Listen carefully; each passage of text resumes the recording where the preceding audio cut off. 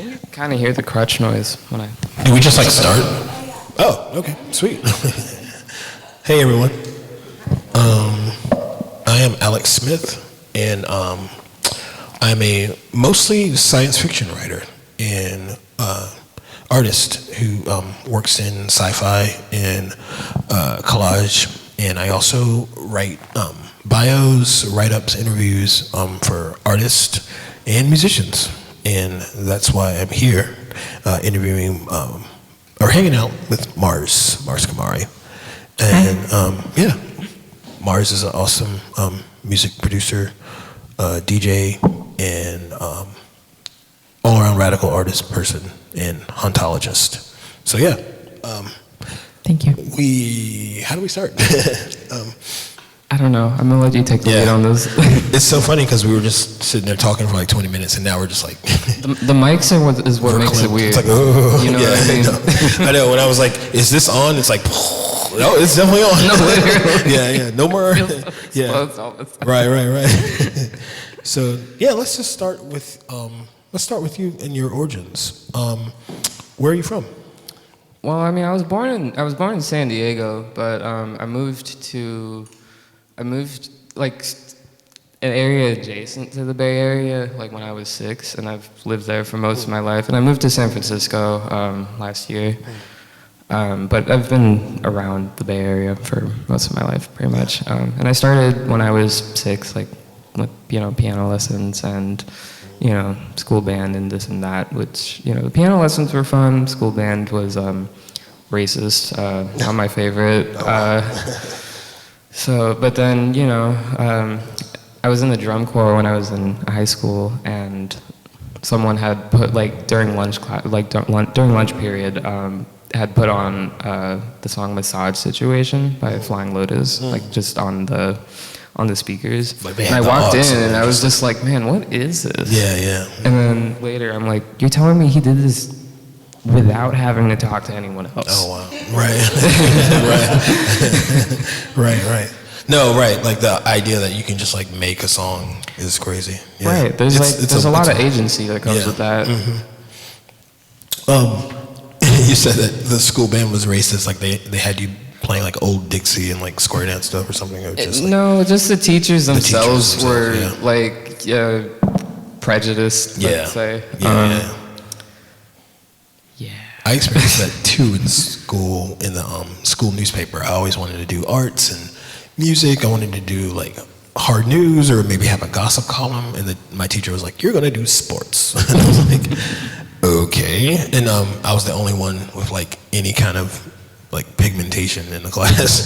So it was always weird when I was relegated to the sports column. But yeah, how does the living and working in the Bay Area, how does that like define like how you move through music and everything?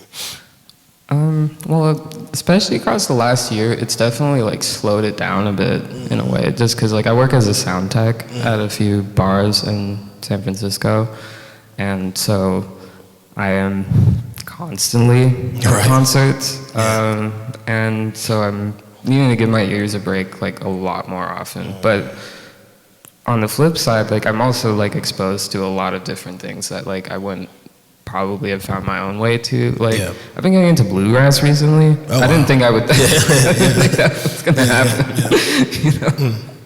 That's interesting. And when you give your ears a break, how is that? Is that like a meditative thing, or is it just something where you're just like, I'm just gonna go walk outside?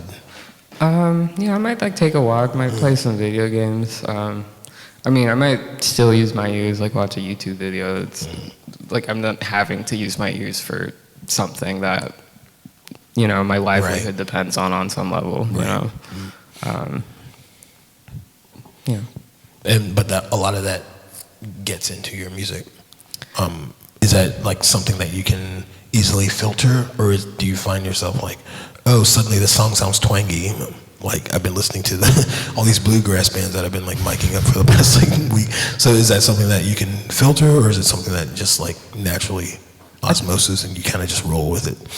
I think I can filter, like, and like I can pick up what I feel like I need to, but that's also because like I feel like I've wanted to make more or less the same thing for a few years, like, even if that thing is like sort of like changed over time. You know, it's like my idea of what a song I'm making should sound like, because I feel like stayed pretty consistent, which is, you know, should have a bright mix, should be kind of semi-organic, or feel semi-organic at least, you know, things like that. Yeah, that's interesting because the kind of like organic side of electronic music is not often it's explored as much. A lot of people are just like, oh, let's just beat them upside the head, and like, you know, it's just like, you know, and I think a lot of that comes from like the techno influence, or like being in a city and just like hearing like sirens and like drills all the time. How do you form that balance between trying to make music that sounds organic and music that is like, you know, still electronic based? I think it's very doable. Like you know, The Caretaker, right? Yeah.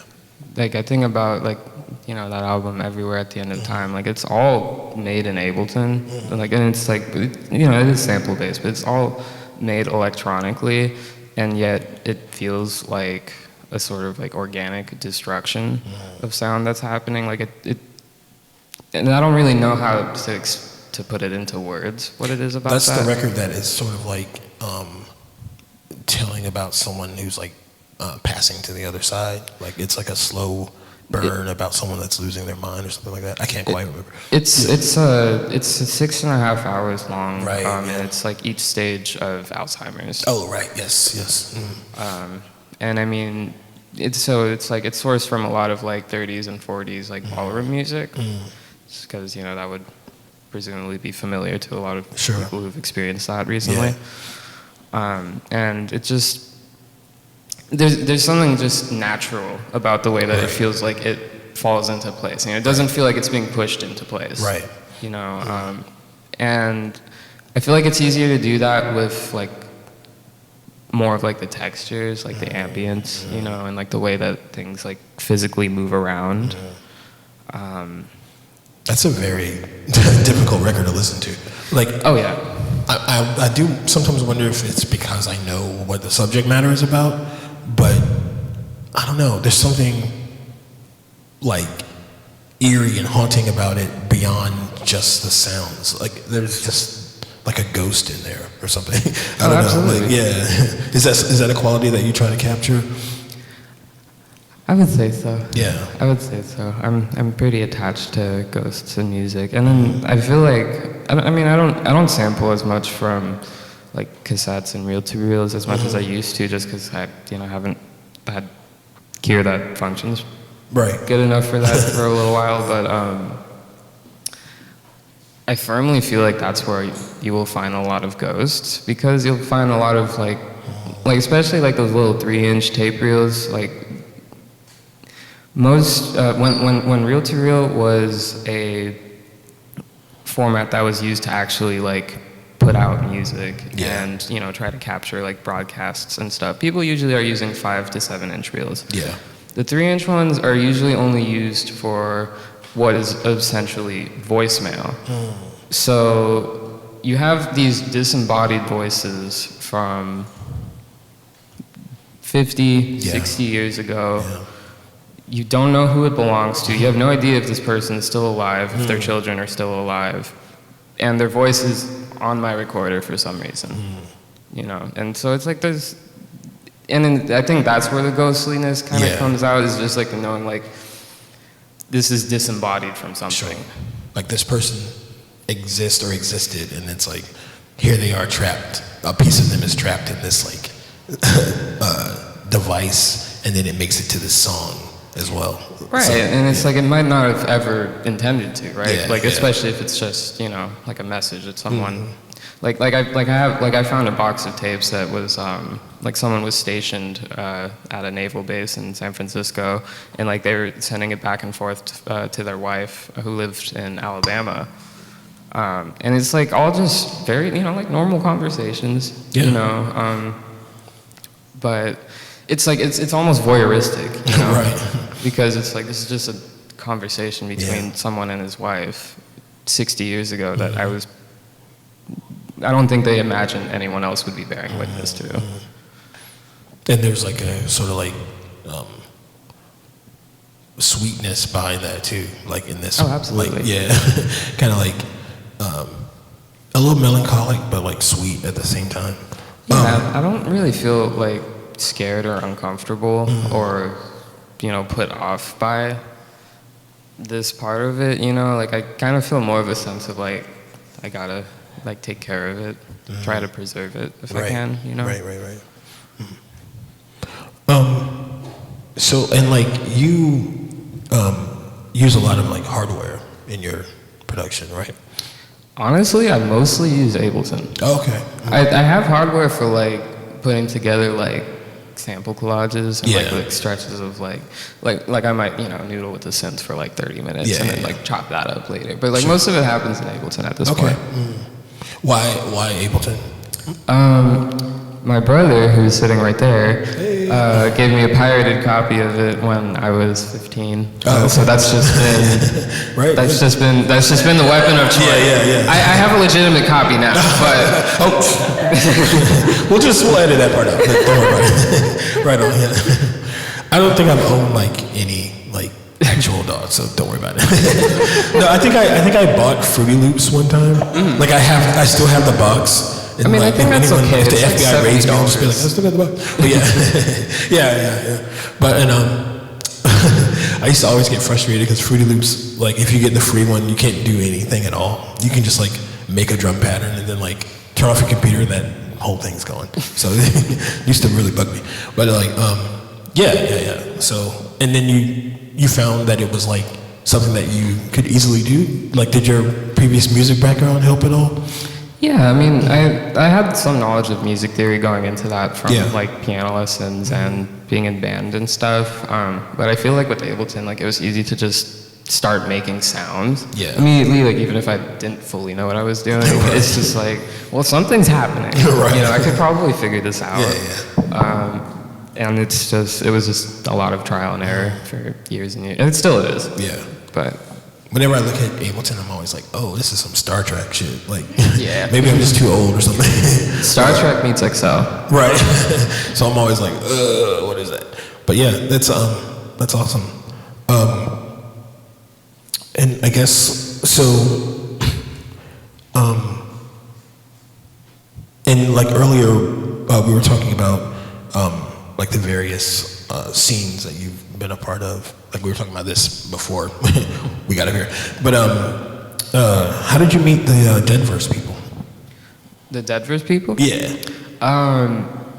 Honestly, like I'm still surprised that it worked out. Like I had released my album Elysian Morning in 2021, and like I don't really reach out to like my idols as much as I used to. Just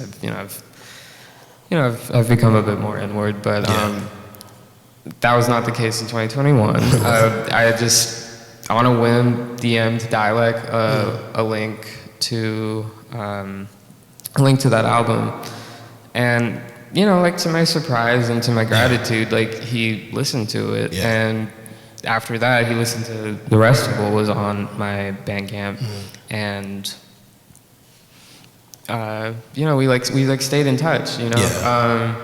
It was really cool. Like he showed me he sent me a Spotify playlist that day, and like we were just kind of like we'd talk about music intermittently for a few months, and then Bandcamp Friday that year in August. It was funny because like I'd kind of originally just put it out as a joke, the Mars Kumari type beat. Oh, right. You know what I mean? But I put that out, and Dialect listened to that, and he was like, "We got to put this out." Yeah. And it's a beautiful record. Thank you. Yeah.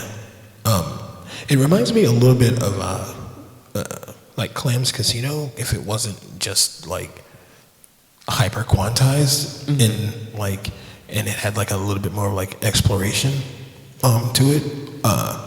Is that like a semi-accurate realm that you think? I would say so. It's gotten a lot more accurate over the years too. like this new record that me and Dell are working on. Like there's a lot of Clams Casino influence. I would say. And it's cool because it's like it's not cool anymore, but like it's still. It is though. Yeah. It is though. No, like because I was looking at the list of influences that you have, and I'm just like, well, No Tricks Point Never and Portishead, and it's like all these like 2010s kind of vibes that are creeping in. Like talk a little bit about like that kind of thing about like staying true to like your own influences and not necessarily like what's hot and what's like propelling everything right now.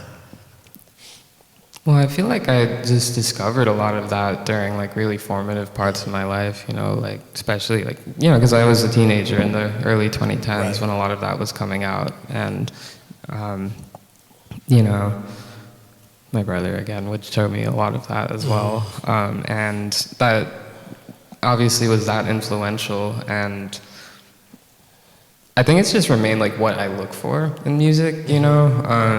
And so it's like, let me just find more stuff that sounds like that. I don't know if maybe that's not the most adventurous thing to say. But No, it's kind of like the idea that like if you find something and you kind of have a not necessarily a responsibility, but the onus is on you to sort of like keep that thing going and to keep it like fresh and innovative, I think. Oh, absolutely. And you know, I don't think it's a sound that ever needed to be phased out. You know, it sounds great. Yeah, for sure. I mean, it's huge. And you're down in San Francisco now, and you're doing a record with Dell. Is it going to be a full length? Yes, Awesome. It's currently sitting at just over an hour. I am trying to shave it down because a lot of that is, you know, reverb tails, so to speak. But you know, it's around there. It's like we have 16 tracks put down. And that's that is something. Like, is that how he operates? Like he just likes to let's make a song, and then if it works, it works. If it doesn't, it doesn't, kind of thing. Or is it just like because there's probably no way you're putting out all 16 songs, right? Or maybe you are. No, I think we are. Oh, great. Those are the ones that made the those are the ones that made the cut. Oh, wow. Yeah, that's great. Yeah. And it might be maybe 15, but you know, could also be 17. Sure. Yeah. Is there like a theme, like what are working ideas that you guys like bonded over? Definitely, like just it's very apocalyptic, and I feel like I don't really have a sense of like what the full concept of something is going to be until it's out, pretty much. Because like while I'm working on it, I'm just like, well, I feel like I'm walking in blindfolded, but I just need to make the instrumental that feels right intrinsically, and like I don't really know what the criteria for that is a lot of times, and that changes per song. But then I'll present that to him, and then I've been trying to piece that together from what he's been writing, which a lot of it draws from like honestly just how much mass death and cruelty that has just been there this last year, you know. For sure, it's impossible to ignore right now. Like, I'm shocked that there's still artists that are just like, you know, making fluff, if that makes sense. Like, I think we need fluff in times like this, in any time really, but like for that to be your sole sort of like guiding principle as an artist, like to not comment on this, I feel like it's oblivious. Yeah, it's a little bit weird. Yeah. Like, you're a weirdo, dude. Like, you know what I mean? Like, no, for sure. For sure. Yeah. And a lot of it is probably like we're impacted by these, like, I'm a black queer person and you're Indian, right? Oh, I'm sorry. And trans. And it like, no, it like, and that like affects how you view the world, right? And it's like, it's so a lot of that is like us just not being able to like escape it in a way. So it's kind of, we don't have the privilege to be able to just like draw abstract circles or something and just not have anything behind that, you know? I feel like also like more than ever, like no one's like hiding anything anymore. Yeah. You know, it's like very obvious. You know what I mean? It's like there some weeks where you're seeing like a few different burned bodies a week, sure, or like a few different burned bodies a day on your timeline. You know, and like that's just what is being done to people, and. I don't really know. It's like that, like I don't know how that won't stick with someone. Yeah, and it's like they're celebrating it. They're like taking selfies and like people are gleefully signing up for like ice patrols and stuff like that. Like it's not even like, and then like those same people are going to go get lattes. Like. Yeah, there was that sign that was like, we could have been at brunch right now. It was Kamala or whatever. Yeah. But even that is sort of like retreating into this kind of world of like ignorance where it's like, we're getting our lattes, us as artists and activists, we're getting our lattes with the same people who are like going to like take a selfie in front of like a bomb. Or even autograph it sometimes. Yeah, right.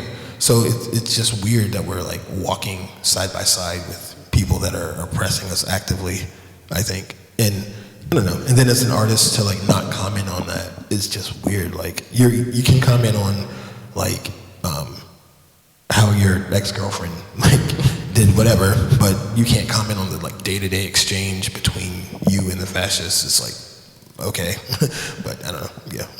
Drake in a nutshell. Right. Right. Yeah, and it's like artists like Drake, they just keep making music that doesn't mean anything. And it's and then they like complain about being called out on it. It's so strange. It's just self-indulgent. Yeah. It's like you are part of the world, you know. And I don't know. I feel conflicted with like political art because I'm like the politics has to extend beyond the art. You know, like you can't just say something and then call it a day. Sure. You know, like you have to extend that politics into your life and into your actions. And I don't even speak on my music within my music most of the time. Right. And so. Finding room for that to emerge, like when I do work with, like lyricists, like that's important. And then, like, of course, like engaging with that in my actual day-to-day life is important. So how did you meet Del? So I was working merch for my friend Umami Funk, who was opening for Blue in Exile, July, like, 2023? Yeah, it was 2023. I was working merch for him, and so I was in the green room with him and all of them, and I guess Del was featured on a song that Blue in Exile were going to be playing that night. So he just like walks into the green room, right? And me and David or Umami Funk are just looking at each other like, oh shit, right? And we're trying to like just be like normal about it, and up until he picks up my CD, like I had a few demo CDs of I Thought I Lost You that I was gonna give to Blue in Exile. He picks up one of these. He's sitting directly across from me, and he's like, "Is this you?" Right. And I was like, and I printed the track list with like the features and the label and all of that on the CD itself. So like he recognized like Bruiser, for example. And we chopped it up. He gave me his phone number, and we stayed in touch. And we put out a song a month after that, I think, but we didn't start even like talking about an album until maybe 6 months later. Oh, right on. Yeah. I didn't want to pitch that one too fast. Right. No, totally. He seems like someone that's like very curious and very like always seeking out like Absolutely. the underground of the underground and like bringing that to light. That's what, yeah. Absolutely. Like something that I really appreciate about him is like not only does he ask about, you know, things that I work on and like things that I'm doing, but he asks about what my friends are doing and has an active interest in meeting my friends and That's amazing. my family and my community. Yeah. And it's really cool because then, you know, that connection forms and then they can spread from there. You know? Sure. And it's, you know, a whole lot of new people are friends with the Funky Homo Sapien. Yeah. And there, in general, like we were talking about it earlier, it seems like the Bay Area, like hip hop scene, is like very connected. Like Definitely they do is. the hieroglyphics. What's the event called? It's almost every year. Hyro Day. Yeah, Hyro Day. Yeah, they do that and they bring out everybody. Too Short, you know, like hyphy performers and underground people. It's a really interesting mix of people. Like you'll see living legends on like, and then right after them, Too Short will perform. Like I don't know of any other hip hop scene that's that diverse. It's really cool. No, absolutely. I feel like it helps that the Bay Area is also relatively small. Like width-wise, like you get from one end of San Francisco to the other end of Oakland, to in maybe 30 to 40 miles. Right. Like it's. I mean, not that it's walkable, but but it's close knit enough that, and like people tend to stick around, and you know.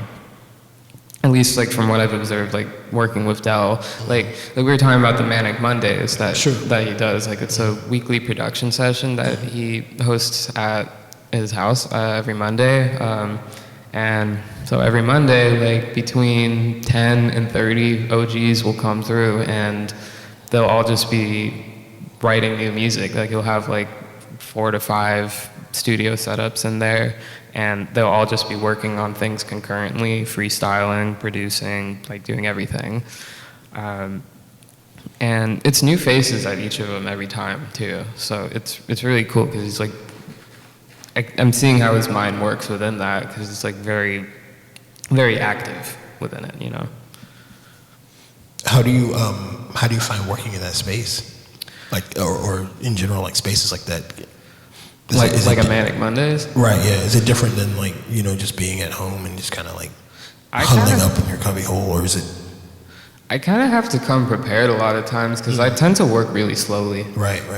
So like, it's unlikely that I'll be able to put together something that I'm fully happy with in one night. So usually I'll try to just spend the week making a couple of beats and then bring that on Monday. Right. You know, and then we try to get that recorded. Oh, for sure. It sounds like an awesome space. Like when you're figuring out how to play live, like what's that process? Like what songs? Or like what songs you choose, and also like how you're going to actually perform it. Because I know it's like, I was talking to someone earlier, and we were talking about how like a band can just get up there and play, but like for electronic music to remain engaging, like what are some of the ways that you are able to do that live? Well, to at least keep it engaging for myself, I try not to repeat the sets. You know, like I try to switch it around a bit each time, and then a lot of it comes down to because I've used the same equipment to perform for years. Like it's at the core, it's always been an SP404, and then a few years ago got the Chaos Pad, and that's sort of become like the main powerhouse of it, like in terms of the effects control, and like the effects control is kind of where it becomes more dynamic, and more than just playing tracks really. And then, stacked up a few more Chaos Pads. There are 3 of them up there. And so then within that, like, a lot of it comes down to how the song itself is structured, too. Like, they tend to put a lot of, like, I was joking about the reverb tails earlier, but like I do put pretty long ones at the end of a lot of my tracks because you can't beat match with at least the model of 404 that I have. Right. But you can sort of like blend like washes of ambience and it'll sound kind of cool at least. Right. Yeah. And the visual aspect. The visual aspect? Yeah. Like you mean like how I'm dressed or like the projections? Let's start with the projections. Yeah. Honestly, like I just think that movie's really cool. Oh yeah. What's the movie? It's Begotten. Begotten. Yeah. It's just visually very, very striking. And I saw like a still from it on Reddit in like 2016 or something, and I've just been like kind of obsessed with it. Yeah, for sure. And like I like really high contrast, you know. And I guess as far as like what I'm wearing on stage and like how I'm presenting myself, honestly, I just think the cat mask is really cool. Right on. And in general, it helps a lot with like stage fright to have as much of my face concealed as possible because it's also concealing my field of vision. Yeah. You know. That makes sense. Yeah. Because then I can just, you know, like I'm just only seeing my screens, Sure. and you know maybe a few feet in front of me. Yeah. But you know I don't have to panic about anything else. Right on. Do you find that like that's like something that you've encountered performing? Stage fright? Yeah, it's pretty consistent. Yeah. Like it comes and goes. You know, like I've had periods, like especially when it's like I'm performing pretty often. I don't get it quite as much, but there's always an element of it. Yeah. For sure. I mean, especially if it's like a new place. You know what I mean? It's strange because I've been doing like little performances since the '90s, and there's always that tinge of like, oh, what if my shit just doesn't work? Like, what if everything I'm saying is terrible? And yeah.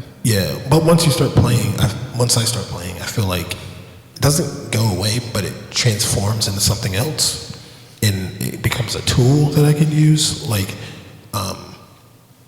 it's kind of like facing just like this idea that like, yeah, there's like eyes on you right now, but like the eyes are on like certain versions of you that you can unlock, and I find that like a little bit more comfort. Like it's still weird, but like, no, absolutely. Yeah. I feel like having like more and more of those experiences of like talking to people after those shows, and like you know they tell you like what they felt. Yeah, and for sure. A lot of times it's like it might not even have been something you expected or like something that you'd anticipated. Yeah. And it's just I don't know. It's really cool that people can take a whole lot of things away from it, you know. And I guess like back to like with like regards to like the stage fright and how I kind of try to circumvent that. I feel like I try to make it so it's like you're mostly like only gonna be able to focus on the sound, you know, like there's not really much of me to look at. Sure. You know, it helps. Yeah, no, definitely. Yeah. What has been some of the more interesting things that people have said that it reminds you of, like your set in particular? Sometimes they'll like talk to me about like specific memories that they thought about. That's always the coolest because you know, obviously like the music would have come from from something different that I have experienced and felt, and so it's cool that it can resemble that even, you know. And I feel like it goes back to like the hauntology of it too, you know. Yeah. And like the cinematic like quality of your work as well. Do you find that film influences you? Sort of. Video games more so, honestly. Oh, wow. That's interesting. What games? I really like the Legend of Zelda soundtracks, like especially like. I thought you were going to say like Resident Evil or Silent Hill or something, but I don't know. It's funny, right? Because like I had a lot of people like a few years ago. They're like, you know, this beat you're showing me really sounds like Silent Hill 2 soundtrack. So I checked it out, and I was like, damn, I should sample this. Right. So, you know, we have that to look forward to on this album. Yeah. How is Zelda creeping in? I mean, like, a lot of times it's like the sample source. Okay. You know, but also, like, just the way that they're able to make something cyclical, but not necessarily repetitive. Right. You know, like I think that's just like video game OSTs in general. Like, if it's executed well, it's like it'll repeat indefinitely, but you won't get tired of it. Right. And like it'll change up in like a slight way. Like there'll be a theme for a certain character that'll just sound like a little bit off from what the normal soundtrack sounds like. I always thought that was interesting when like movies do the same. It's like Darth Vader's theme, and it's like, oh, this is like this guy has a whole theme. Like you know, like the leitmotifs. Right. Yeah. Like this person's a big deal because they have like their own sort of like sound that is associated with them. That's super interesting to me. I like to try to put leitmotifs in my stuff, even if I'm not really like, I don't have like a character in my head that I'm like attributing it to. More so just like there'll be certain sounds that come up again and again, like maybe in different ways, like sort of like the caretaker, you know? Sure. Like you may hear the sample from It's Just a Burning Memory and fully intact at the beginning. You'll hear a very, very distraught version of it 3 hours later, and then 2 hours after that, you think you'll have recognized one of the horns in it, you know? But it's all still the same motif. It's still talking on the same memory. Right. And just like, and building onto that as well. Yeah, I mean, how's time? Is anybody? Oh, okay. How are you guys doing? Yeah. Is there any like questions or ideas from the audience? Yeah. Something that I wanted to talk about is kind of the material. I don't know, your work reminded me a lot of Walter Benjamin's art in the age of reproduction, and specifically his thoughts about how like the aura of a piece of art is like irreplicable. Oh yes. And I wanted to ask about like your thoughts on like the aura in the age, like specifically in the age of music made not purely of technology, but like there are no instruments on stage. It's machine. Let me think about that. No, that's a really good question. I feel like AI is more of a threat to that now than anything. But also like let me really think about this. I'm gonna sound stupid. I feel like the aura maybe comes more from like the way that it's presented in that moment and like the actual like experience of, you know, being in the room with the person that's presenting it, and like the aura is coming maybe more so from them than the artifact. And then of course like the way that that's presented, and like if that's meaningfully different from just, you know, the files that can be infinitely replicated anywhere else. So I guess for me, like how I would try to address that within my own work is like trying to make the live sets like meaningfully different from the albums. I hope that was good. It's Raj. You should tell them how much Minecraft influences all of A little too much. These are real. And these days, city skylines. Oh wow. There's a bit of cyberpunk and maybe solarpunk in your sound too. Like cyberpunk, I think, for the kind of like cynical, nihilistic side, but then solarpunk is more about like hope and expansion of the future. Am I way off base? But no, I wouldn't say so. Yeah. There's like, I feel like there's generally like there's an ambivalence. You know, I am very cynical, but I try not to be.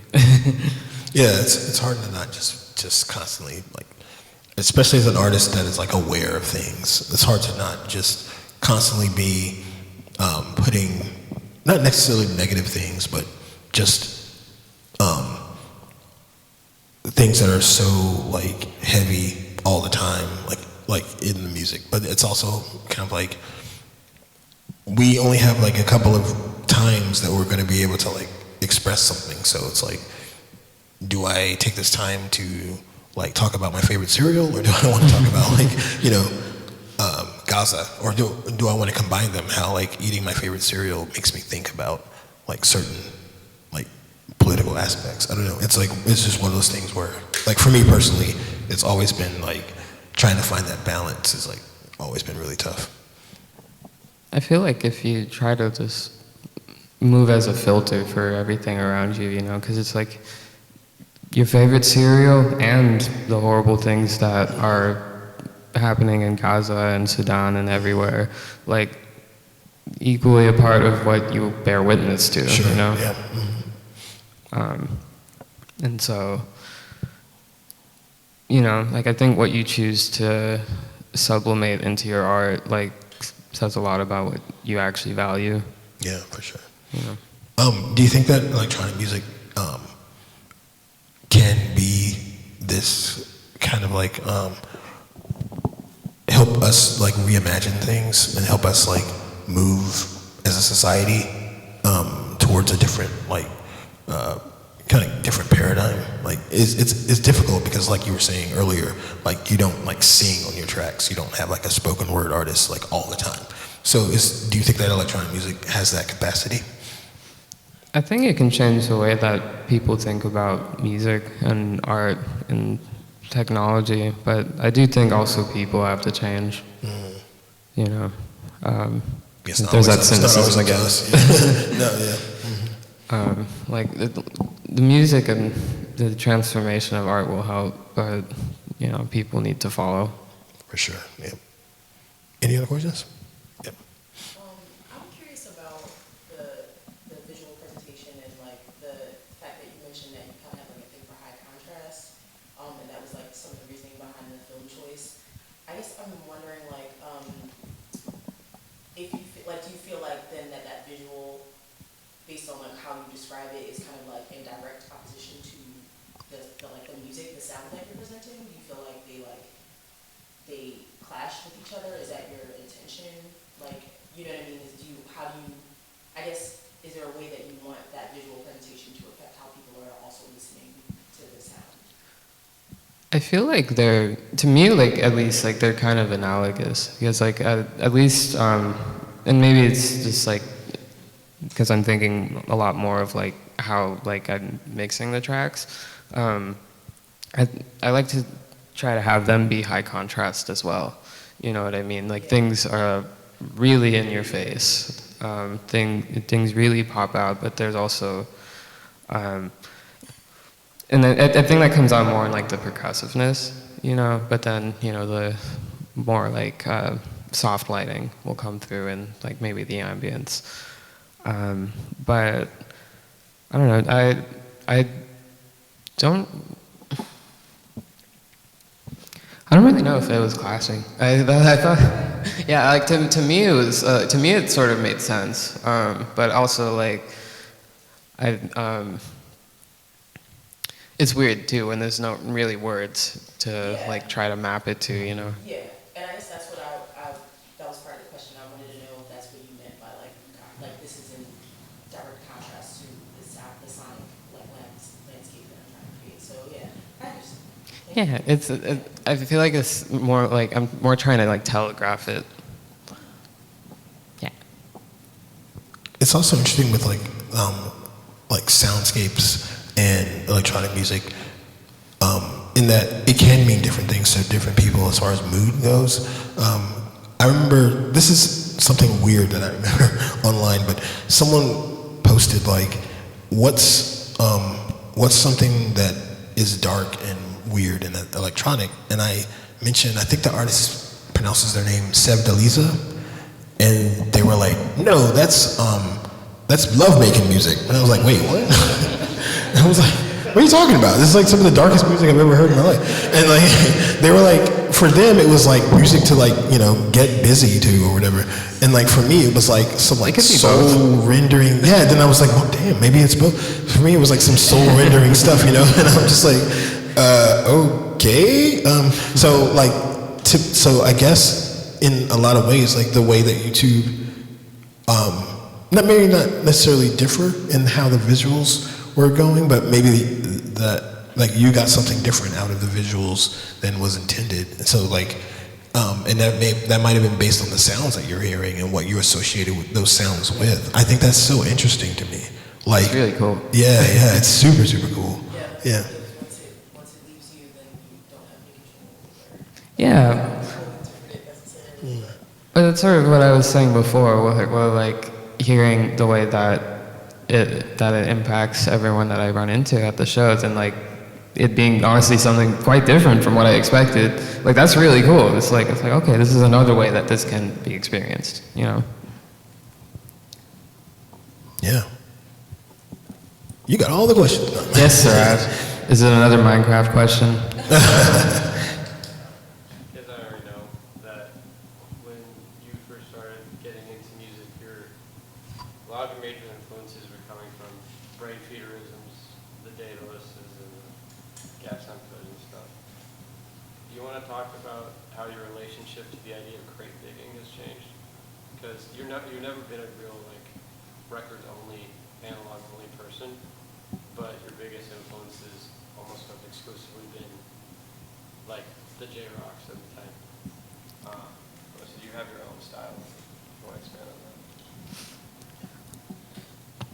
Well, I mean, I guess for me, it's like the crate digging it's never been like physical crates, you know? It's like I might do it sometimes like when I have the ability and the choice to, but like from the outset, it was like YouTube to MP3. So I feel like I was still trying to keep like that ethos in mind, you know, of like the way that they were thinking about the sounds that they were choosing and like the way that they were putting them together.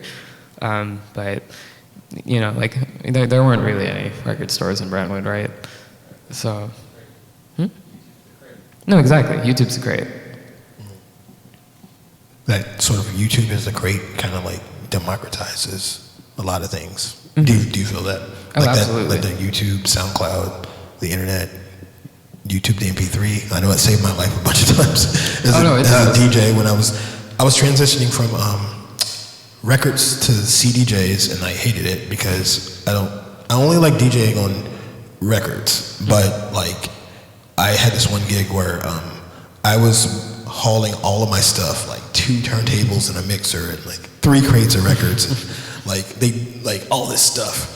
And then the 2 people I DJed with, they had like, one of them had a controller and the other one had a flash drive. And I was like, y'all really just walked to this gig and I had to like hail a cab or like call my friend. It was like ridiculous. And like I'm sitting here like sweating and they're just like boop, and like then they're like playing, you know. So that forced me into like getting into CDs, and like yeah, YouTube to MP3 was like a lifesaver because I didn't have to like buy a bunch of CDs or whatever. Like so yeah, it democratized it, yeah. And I mean, like around the time that I was getting into brain feeder and a lot of like crate digging music, I you know, I was also like 14 or 15, so I didn't really have a means of getting myself a turntable. Yeah. Or like making my way over to like real record stores. So I was, you know, just trying to make do with what I could for a while. Yeah. Little two-parter. You might have mentioned this by mistake. Did you do anything to the film that was displayed? As in, if I went and watched it, would it look the same in terms of like processing? And also,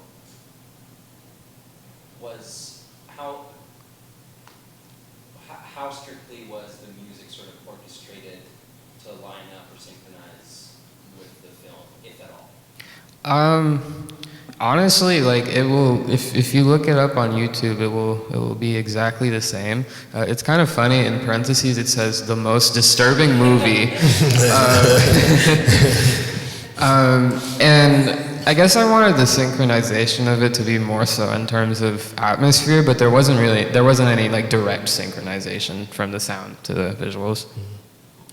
It had a few happy accidents. I noticed that it was like, a bass would hit, and I'd be like, "Whoa, where'd that little Oh, guy yeah. come from?" yeah.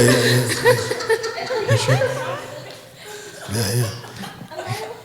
I didn't even know that happened. Yeah, no, it was happening quite a lot. And I was like, I love it when this kismet happens like this. John, did you have a question? Yeah, I had a question about composition, but also the relationship between your live instruments and Ableton. Are you like building tracks and like freaking them with like a chaos pad and recording performances into Ableton, or like how are you doing it if the live stuff plays with Ableton while you're making tracks? Can you just like explain that process? It's a bit more the inverse. Like I make kind of like the baseline of it, like the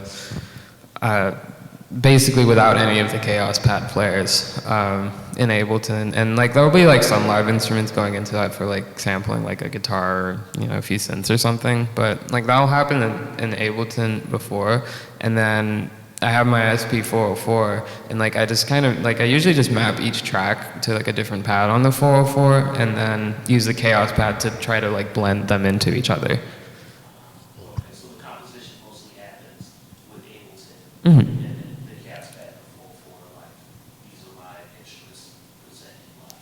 Yeah, I've been trying to incorporate the chaos pad into like the actual composition a bit more, but I feel like I find I'm really neurotic about things being able to like be replicated in Ableton, so haven't done it quite as much as I should.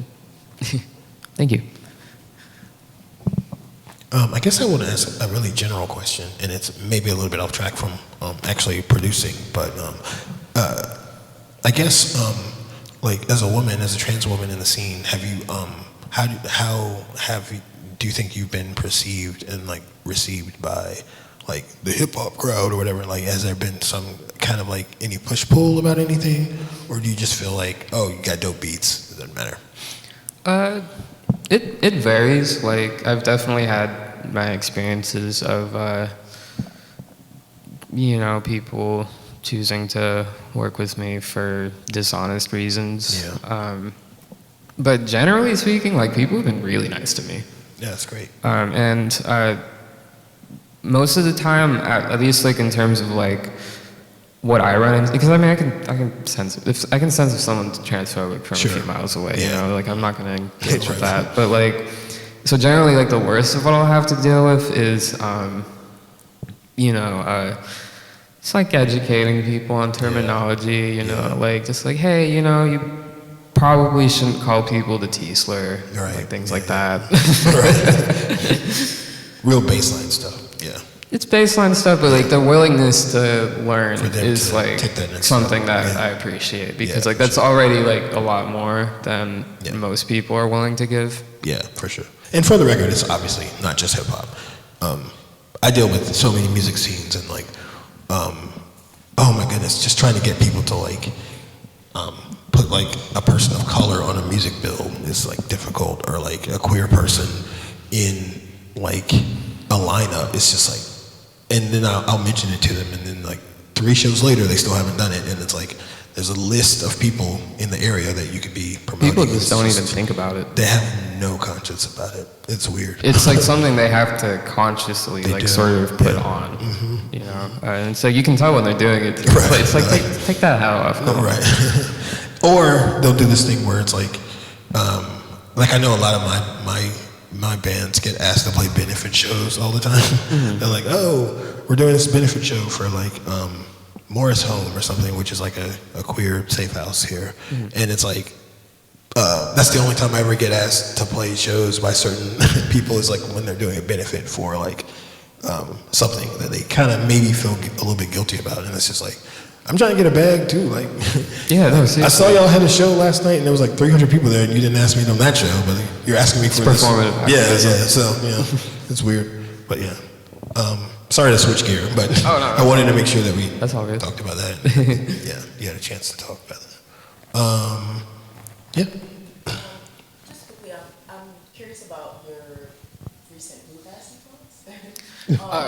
I wouldn't really say it's an influence, more so like I just found that I really like bluegrass music, and I just hadn't heard a lot of it before. Like my question is if any music that you've been making has been influenced by that, and have you?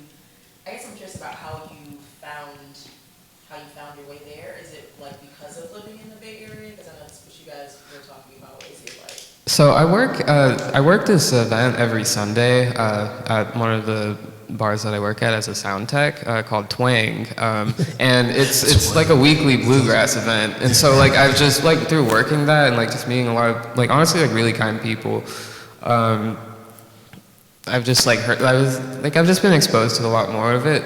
I guess I'm not really like I'm still trying to figure out how I would incorporate that if anything. Like I feel like working with like a pedal steel would be really fun, for example, or like a fiddle, but I also don't really have an idea of how that would interface with everything else that's going on, you know? But it might be fun. There's a metal band called Insect Art that uses a pedal steel guitar, and it's like, That sounds awesome. it's absolutely wild. It's like, you're just like, whoa. So yeah. Any other, John? One thing, I don't know shit about bluegrass. There's a compilation that came out a few years ago called Black Appalachia. It's like a bunch of old, like, Alan Lomax recordings. It's the fucking greatest thing ever. Oh, wow. Please find it. Wow. It's so good. It's like turn of the century type shit. Yeah, Oh it's my like a God. lot of, Yeah. like solo, like country blues, but also bluegrass, like work songs, prison songs, stuff like that. It's like just the texture of the recordings. Like the songs are all dynamite, but like Yeah. the texture of the recordings themselves, it's like it pulls you in another fucking like Right on. Yeah. Oh man. And it's crazy that I'm so glad that some of that stuff is recorded, because it's like whenever we say that, like, you know, black people invented rock and roll and all this other stuff, or even country, like there's obviously there's recordings, but there's not a breadth of recording to like prove that, because all the stuff was stolen, and then the white men, like, they're the ones that had access to the studios and were able to like make Elvis records out of it and stuff. So that's great that an archive like that exists. So yeah. the whole like Alan Lomax like early recording of like the blues stuff. That shit's not problematic in and of itself. But the value in it was that him and I think it was his son. They were going, you know, throughout the South where black folks were playing this music, Right. and they were documented, and we knew that. That's awesome. I guess. Oh, is there another? Oh, okay, yeah. I wanted to like ask about like your music's relationality to the body and specifically decomposition. It was like something that like kind of a motif that like in a vibe that I was getting from. I really like that question. I feel like I pull a lot from just dissociation, like just depersonalization, and like just the idea that like the body is not mine. You know, it does not belong to me. I might operate it, but it does not belong to me. And I guess like within the music, like whatever like feelings will come, because I have like a lot of complicated feelings with that. You know, a lot of that kind of emerges from my own trauma as well. You know, and I feel like those feelings are what makes its way into the sound, perhaps. And you know, just having things not always feel anchored, you know, in the sound. Awesome. Anything else you want to add? Or how's time? Are we good? It's currently 2:13. Oh, snap. Okay. Yeah. Okay. So, the end. I think that's a good. I think that's a good place to end it. Yeah. Thank you so much, Mars. Thank you, Asian Arts. And, Thank you guys so much. This is really cool. Yep. Thank you for your questions, and thank you for having me. Awesome. See ya.